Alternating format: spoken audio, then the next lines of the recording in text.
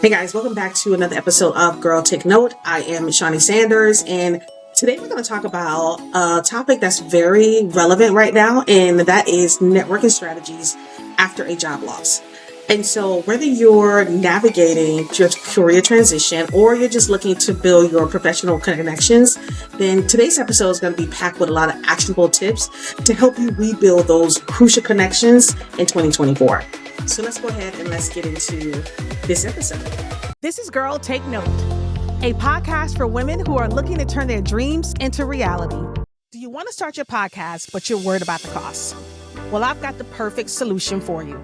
I'm Shawnee Sanders. I'm from the Girl Take Note podcast, and I'm here today to tell you all about my podcast starter kit, only available on my Amazon storefront. This kit has everything you need to get started, from headphones to microphones to audio interfaces, all under $500. It is one of the most affordable kits to help you get started with your podcasting dreams today.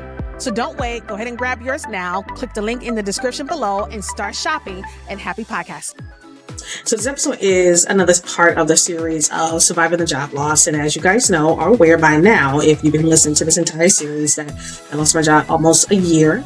Well, actually it's a year now. And it's been hard to find work. It's been hard to just deal with the emotional parts of living job loss. And so I'm going through different stages of this process, right? Last week we talked about reassessing our goals and thinking about new opportunities, and with new opportunities come networking, right? You want to network with more people, you want to build your professional connections and really try to see where your opportunities lie, especially when you feel like a job market has been so like the desert, I guess, has been so dried up. And so it's a tough pill to swallow when you lose a job, right? But it's also a chance to rethink and rebuild. And I think that's what's important here. And I think that's also what's kind of exciting about this too, is that if we can find some type of excitement in this, honestly, is that we get to rethink and we get to rebuild. And I get to really think about, where do I see myself next? What do my next role look like? What do my next opportunity look like, right? What do my next path looks like for me? And so the key, I think, to bouncing back when you lost a job is now to think about your network, your professional network, and you really have to now put yourself out there and really start networking. So to start off with this episode, I want to start off with the basics.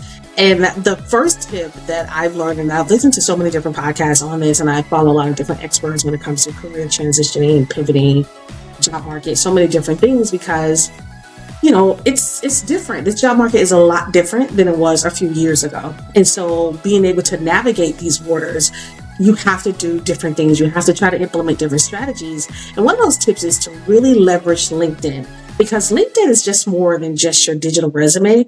It is a powerhouse tool for networking. And we all know this. We should know this. If you don't, it is definitely the number one place for networking. And here's how you can make the most of it. Number one, you want to optimize your profile. And I found this to be so interesting, because when we think about a lot of these social platforms, we think about SEO and how a lot of them are search engines now. They're becoming search engines. And everything's about search and discovery. And so in order for your content to pop up on people pages, For You pages or feeds or whatever it may be, you have to use certain keywords in your profile for when people are searching for your type of content. And now that translates over when it comes to LinkedIn in your profile, where you're looking for jobs and recruiters are out there looking for employers, right? Employees, people to fill these positions. They're searching for keywords on LinkedIn. And so the first thing you're going to want to do is you're going to want to update your headline and your summary to reflect your current goals. But you want to make sure you use keywords that are relevant to recruiters for search. That's what you really want to do, because if you think about the role that you're in, like I've been in product a long time. I've been in e-commerce a long time. I worked in the alcohol industry a long time. And so if I'm looking for roles, or if I want to be discovered by recruiters who are looking for people for product management or e-com managers and things like that roles, I have to really make sure that my summary, my description, my headline, whatever it may be, have those types of keywords in order for me to pop up on people's feeds. When people search, I want my profile to pop up, or you either want your profile to pop up when people search. So that is a really cool tip that I did not know about LinkedIn. And I'm so glad I found that out, because it is so true that if people are searching for those to fill positions, then you want to make sure that you have the right keywords that they're looking for, so that way you can be one of those people that pop up and be considered for that type of position. Because I do get a lot of recruiters that send me messages and stuff like that on LinkedIn. And so LinkedIn is definitely a really great way to network and to meet people. And you know what also is another great tip is that you want to comment, you want to like, you want to engage on LinkedIn. You want to share posts related to your industry, because this keeps you visible to your network, right? When you're able to comment on posts, when you're able to share posts on your own profile that's relevant to your industry, it really does keep you relevant. That people begin to have eyes on you. You begin to build your thought leadership brand. Because although you may be a 9-to-5 girly or guy, whatever it may be, you still want to be a thought leader in your industry. You want to be known as someone who is very knowledgeable in what you do. And that's how you build thought leadership. You comment, you like, you share, you post things, you write. I love the fact that LinkedIn lets you write articles, so that way you can share articles that you want to write and things that are interesting to you about your industry that you might want to be in. So that way, when those recruiters come to your page, when you pop up in their search, they can go on your page and they can see that you're very active in your community. Right? In your community, you're very active and that you're knowledgeable in your role and you're able to be a thought leader in this space, so that way they can consider you for those positions. And I thought it was so cool. I really thought it was cool to figure out that, God, now LinkedIn is becoming a search engine. That's what it's trying to be, because how else are recruiters finding you? Without you going on there and physically applying for jobs, which can be, I told you before, it can be such a black hole. Even on LinkedIn, it's like you can apply for jobs and then you come back the next day or day after, and it's almost like the same positions there. So this is a great way to be on people's radar, to engage more on the platform, and to make sure you use the right keywords in your summary so that you can be discovered. Everything today is about search and discovery. So we always have to look at it that way, even when it comes now to our job hunting. And another thing I learned is that you want to reach out to people. Don't be afraid to send a connection request. You want to personalize them with maybe a short note about what you like, why you would like to connect with them, honestly. Because you don't want to just send people connections and then don't tell them why you want to connect. Especially if it's someone that's in a company or an industry that you might want to be in or might want to know more about. You kind of want to send that message and kind of connect with them and kind of let them know why you're reaching out to them and what you want to gain from them, and what you believe they can gain from you. Because it's always a two-way street. So I think that's important to share. And a personal antidote, I think, was when I was transitioning from my last job, before I got the job in which I got laid off, I reached out to former colleagues on LinkedIn, and that connections led to coffee chats, right? Which often open doors, new opportunities to people. So you never know where a simple message can really lead you. Just being able to reach out to people, connect with people. And I know how scary it can be. Because even with just reaching out to someone, just trying to connect with someone, you still have that fear of rejection. You really do. You have that fear of, well, what if I try to connect with them and they don't even respond? Then what that means. And it's okay, because everyone doesn't have to respond. I believe that what's for you is for you. So the right people will respond, right? So let's not worry about everybody responding. Let's just worry about getting the courage just to reach out. Getting the courage just to send a simple message in terms of like, hey, wow, I would like to connect with you. What you can offer them, right? What you bring to the table, not just about what you can get from them. So really think about that in terms of like stepping out of your comfort zone and making those connections on LinkedIn. A second thing, which I think is really still relevant today, is virtual networking events. Like they really are still very relevant, and they've become the norm. They are accessible, and oftentimes they're free. And here's how you can make them work the best for you.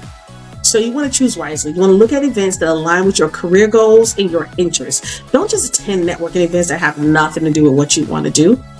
You know what I mean? Don't just attend events just to have something to do. Make sure you make the most out of them. If you're going to spend your time in a virtual networking event, then make sure you make the most of it. You know what I mean? Prepare like an elevator pitch. Have a concise introduction ready about who you are and what you're looking for. Because when you're not clear on what you're looking for, then nobody can help you that way. So you got to be very clear on what you're looking for. So therefore, when you do go to those types of events, they know exactly who to connect you to, or either that person knows exactly what they can also refer you to. So make sure you're very clear on that.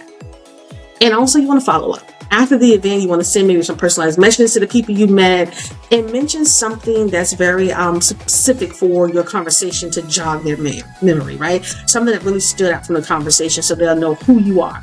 Because I'm pretty sure they probably get a lot of messages and they probably like, well, who is this? But if you mention something that's very specific in terms of like the conversation that you had, it really does help them remember, oh, I remember who this was. Yeah, let me do this. I'll tell you why I also like virtual networking events. I like virtual networking events because I think they actually push you out of your comfort zone because they allow you to go into breakout rooms, right? So they're not like when you meet in person and you kind of like play the back and don't have to say anything, right? You just kind of cruise the room, maybe not making no real connections, wanted to say something to someone, but you didn't because you were too scared to say something. But virtual networking events, and I can't say all of them do this, but some of them, when they do the breakout rooms, they really do allow you an opportunity to connect. Like you really have to get in there and you have to say something. Like you maybe have to do something collaborative, right, as a team and come back and present something. So a lot of times, some of these events can make it really fun, but some of them also will push you out of that comfort zone. And then you'll be very happy that you did because now you connected with the people who were in the room, right? And maybe you connect with more people that attended this virtual event. And it's an opportunity where, you get to be in your home. You don't have to be driving. You don't have to worry about parking. You don't have to worry about how I'm going to get there. I got to get it here, do this or do that, navigate the traffic. You don't have to do any of that. You show up, you're at home, you're comfortable in your own space, and it allows you an opportunity to truly make real connections. So I think attending virtual events are really important. And don't get me wrong, I think you also probably should still attend some in-person events. I think those are very much so still relevant, but still think about the networking events online. So try to reach out to some Facebook groups or whatever things that you can to try to see, or LinkedIn groups, things like that, to see where those virtual networking events are and how you can attend them, because I think it really does help. And another tip is that you want to connect with your industry professionals and you want to build a relationship with people in your industry, which can lead to job referrals and collaborations. And so a few ways on how you do this. And, I had to look this up too, because these tips that I'm giving you, I like I said, I listened to podcasts, I read a lot of sites on the websites and stuff like that I went to, and really gathered a lot of information and being able to come up with these tips that I think are very beneficial to all of us who are in this job market, or all of us who are looking to transition into something. I just think it's relevant. Even if you're an entrepreneur, I think this is still relevant for you in terms of like the networking piece, right? Making connections. Entrepreneurship is all about networking. It's all about networking. You want to network with people in your business area, right? You want to network with people who are in the same type of business as you, or either you want to network with people who are in marketing, who are in e-com, who can really help your business get to the next level. And so I still think that even this episode, it's still pivotal for people who are entrepreneurs. Like even with me and my podcast, networking with this podcast, meeting new people, meeting people that come on here, being able to build connection with my guests, being able to follow up afterwards is so key. So I can always have that connection. And so everything we do is networking. It really is. Everything we do is networking. And so, like I said before, you want to join some professional groups, right? You want to participate in forums and groups related to your field, because this really does, like I said, allow you to make more connections, allow you to meet people who are in your field, who might be at companies that you might want to work at, but also give you an opportunity to meet those people. So when you're able to join those professional networks, when you're able to join those Facebook groups, you want to engage as well. Everything is about engagement. Everything is about participating, being a part of the conversation, being a part of the group, being able to stand out where when you make a comment, people listen, people pay attention to. I think that's important. And also, what's another important thing, and I know a lot of people might not do it, but it's volunteering. You can offer your skills for free to build relationships, and you can gain experience from that too. And also another thing that I don't hear people say much anymore, and I'm probably going to age myself with this, but I don't care because y'all already know I'm 49. Informational interviews. I remember back in the day, you can request an informational interview with people, and people were willing to do it, to just kind of either sit on the phone with you or meet you for coffee, for a chat, just to get to know more about who they are, what they do in the company they work for, because people love talking about themselves. So you can request a meeting with someone about their career path and advice, because people love to share their stories. People are all about their stories. That's why I did this podcast. People love to share their stories. And I think it's so interesting. And so don't be afraid to reach out to people on LinkedIn or, within your network to say, hey, I would love to sit down and have a chat with you about your job, what you do, the company you work for. I'm really interested. And you will be surprised how many people will sit down with you and be like, yeah, let's do it. Because people like sharing their knowledge, their tips and their advice and strategies that they've been implemented throughout their career, right? To get to where they are now in their career. So people are willing to do it. We just have to be open to ask, because it's the ask that gets us. We're so afraid to ask these days because, like I said, we're so fearful of that rejection. But we cannot be afraid of the rejection. We have to understand that rejection is a part of it. And not everybody's going to reject you. Not everybody's going to say no. Some people actually might say, cool, let's do it. Right? So I think that it's important for us to do that. But also know that when you're asking for an informational interview, you will be very specific about what you want, what you hope to learn, and how much time you need. Because one, you definitely want to respect people's time, but you also want to show genuine interest. Don't go to people and be like, yeah, let's do it. This is what I want to do. I'm trying to do this. I want to know. Don't make it all about you. Make it more so about them. So that way that they know that you're genuinely interested in them. And that's where the key is, to actually building like a real connections. Because when we think about networking, we think about making real connections with people. It is a mutual relationship. It's not just about one person giving. It is about mutual relationships. It's about, hey, you know what? You're so great to me. This is what I can offer too. Right? It's not just about that. You could be a person that listens. You become someone that they can bounce ideas off from. So there's so many different things that we can do in order to make sure that our networking relationships are beneficial for both parties involved. Now, there are going to be some of those people that we're going to want to network with, that we're going to make a connection with, that are just like so above our level, right? But they're just a wealth of knowledge. And so to be around them, to be among them, to be in their presence is just like so amazing, because you get to learn so much from them. And so there will be those people where you might feel like, well, what do I have to offer? Right? I know, because I'm like, I know, I've been there. But I think the key to that is that we have to remember that we are uniquely ourselves. And a lot of time you can offer a fresh perspective to people. You can offer just a listening ear. You can offer so many different things to someone. You just have to think about everything that makes you the amazing person that you are. That's all you have to do. And remember how amazing you are, and know that you do have a lot to offer someone. And so being able to make these connections really does help when you're transitioning into a new career, when you've lost a job and the market is just not the best, and now you have to really pull from your network. And if you don't have like a large network of people, I know too many people that got like a large network of people that they can kind of reach out and touch to say, hey, even with me, when I lost my job, I only had a few people to reach out to, right? Online is where your network really kind of grows. Your network gets bigger. Because in person, we have a few people that we can reach out to and say, hey, you know what? I got laid off. I'm looking for work. Trying to move into different areas. Do you know anybody? Do you have any opportunities at the place where you work? Or maybe any friends that might know things? And so I definitely reached out to my network. And I'm going to tell you something. Coming from my position, being in such a high position I was in, making such a high salary, it is a very humbling experience to have to ask people for opportunities, right? To say, hey, do you know anyone? Is your job, are there any positions that might fit my background or that I might even be interested in? Because although I'm going through this transition right now in my life, and it's so funny because I'm going through this transition and I'll be 50 soon in a few months, right? And so it is so much that's happening in my life at this one moment. But also, I have so much to look forward to for the next 50 years of my life. And what I know for sure is that I want to make sure that whatever I do, it's going to bring me joy. And it's something I want to get up and do every day. So that might not be me transitioning into another job role, right? It might just be me really going full force with my podcast and really doing the things I need to do to really get it to a sustainable and profitable level. But I'm excited about that, the next 50 years of my life.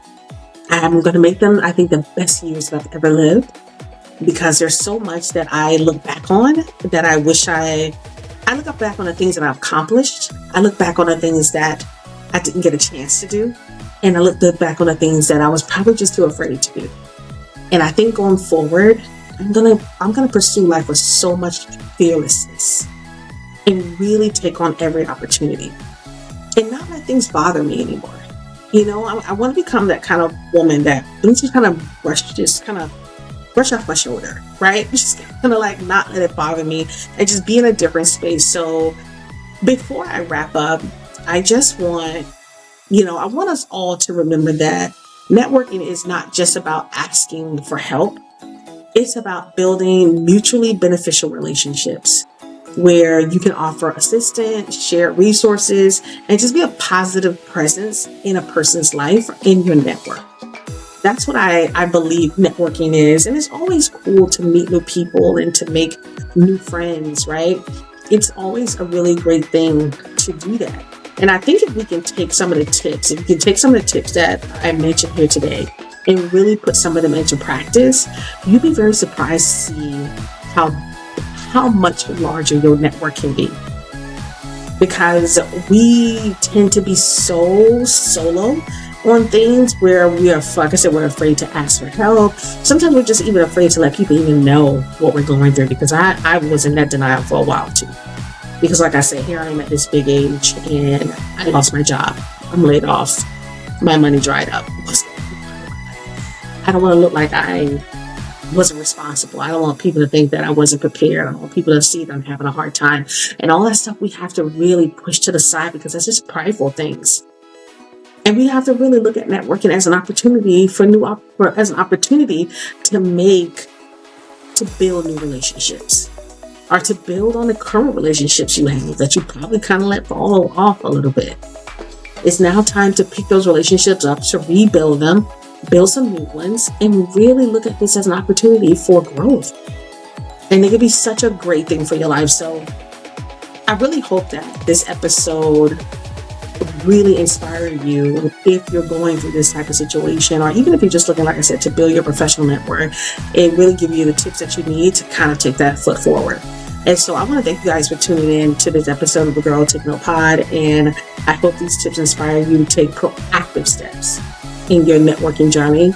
And remember, every connection is a potential door to new opportunities. It really is. And we need to continue to look at that. So if you enjoyed this episode, of course, don't forget to subscribe, leave us a review, and share with your network, basically, because you never know who might benefit from these tips. So make sure you share this episode with someone that you think might benefit from these tips, or might be going through something right now. And share the series, because there's a lot of things that we go through when we lose our jobs. There are a lot of things that we deal with, emotional things that we deal with, emotional things that I'm still dealing with, right? So just share the series with someone who might be dealing with something like this and might need to be encouraged and might need to know that they're not alone, that we all go through it, and that there's opportunities to see growth and there's opportunities to see improvement and happiness in their life again. So until next time, I want you guys to keep taking notes and keep growing. And I'll see you in the next episode. Thank you for listening or watching the Girl Take Note podcast. We really hope that this episode gets you one step further in turning your passions into profits. If you like today's episode, please make sure you like, subscribe, and follow Girl Take Note podcast on all social channels. And also make sure you review the episode, as your reviews are so important to help us grow. Also, please leave us a comment, as we would love to know your thoughts and opinions on this episode, and also any other episode that you might want to see from the Girl Take Note podcast. Until next time, we'll see you in the next episode.